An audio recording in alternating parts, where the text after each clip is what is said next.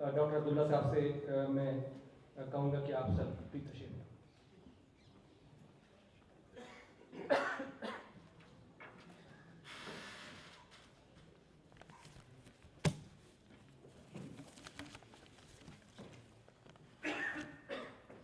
बहुत बहुत शुक्रिया। पहली बात फिर नाम है sir Syed Mohammad Shibli.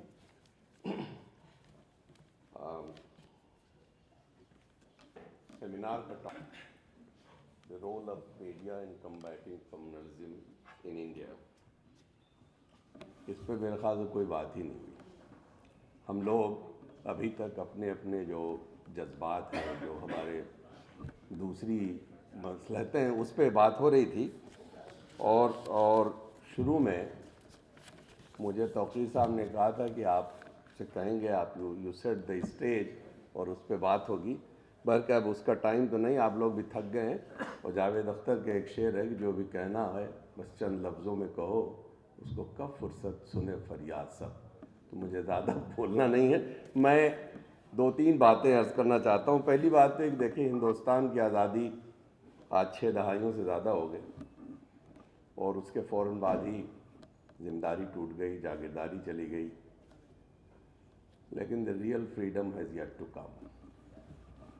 We have yet to free ourselves really from the chains of communalism, regionalism, linguistic biases, population explosion, poverty and illiteracy। और ये तमाम जो बीमारियां हैं ये एक दूसरे से रिलेटेड हैं, लेकिन सबसे मोहलिक बीमारी जो है वो कम्युनलिज्म की है। और जब हम कम्युनलिज्म की बात करते हैं तो सिर्फ ये हिंदू और मुसलमान के रिश्ते की बात नहीं है। इन दोनों बड़े ग्रुप के अंदर देर आर सब क्लासेज। एक जगह ज़ात का मसला, एक जगह मसलक का मसला है। तो कम्युनलिज्म के डिफरेंट लेयर्स हैं, और कोई आदमी किसी को टॉलरेट करने के लिए नहीं तैयार। इसलिए कि अगर सब अपने अपने मज़ाहिब को समझते तो शायद कम्युनलिज्म का मसला ही नहीं होता, लेकिन है नहीं। तो और ये हमारी हिंदुस्तान के बाद सबसे बड़ी ट्रेजिडी रही कि जो हमारा इलेक्शन प्रोसेस रहा है, that was communalised from the first election. उसके धीरे धीरे लेवल बढ़ते जा रहे हैं, और अब उस लेवल पर आ गया है कि आपकी सोसाइटी के हर फैब्रिक के अंदर कम्युनलिज्म घुस गई। तो एक तरह है कम्युनलिज्म का इशू। अब इशू जो है आपके जो मीडिया है, media, what is media? Basically media जो है एक ऑर्गेनाइजेशन जो इंफॉर्मेशन कलेक्शन एंड डिसमिनेशन की बात होती। इंफॉर्मेशन कलेक्शन एंड डिसमिनेशन में अगर ऑब्जेक्टिविटी है तो एक पॉजिटिव रोल देता है, लेकिन किसी ऑब्जेक्टिव के तहत वो कलेक्ट किया जाता है, then it is a negative, because you are propagating certain objective and not your objectivity is lost. तो सारा मसला ये कि ऑब्जेक्टिविटी क्यों ख़त्म हो रही है,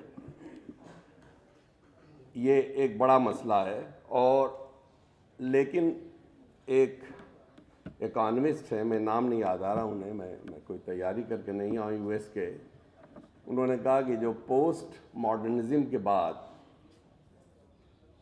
the news and the information, all that has become A commodity. जब वो कमोडिटी होती तो फिर उसको सेल करने की जो बात आप अभी कह रहे थे कि वो that becomes a part of that, so it is a commodity, we trade it.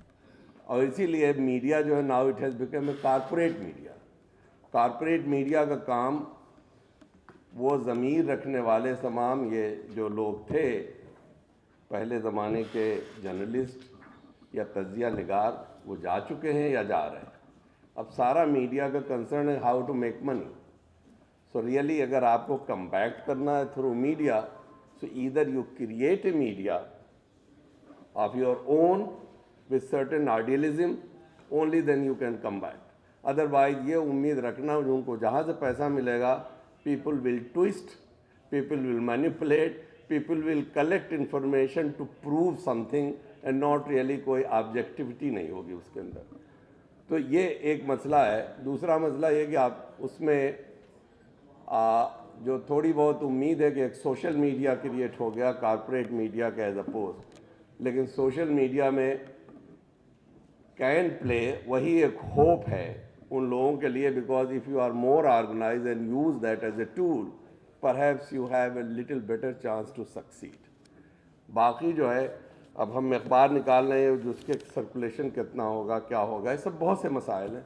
तो मेरा मतलब मैं ज़्यादा आपका वक्त में यही बात अपनी ख़त्म कर रहा हूँ कि टॉपिक बहुत अच्छा था. Unfortunately we did not discuss, और उसमें डिस्कशन नहीं होना चाहिए था पहले वक्त से कि भाई मसला क्या है and how we can combat really the media को हम किस तरह से इस्तेमाल करें या क्या सुधार लाएं.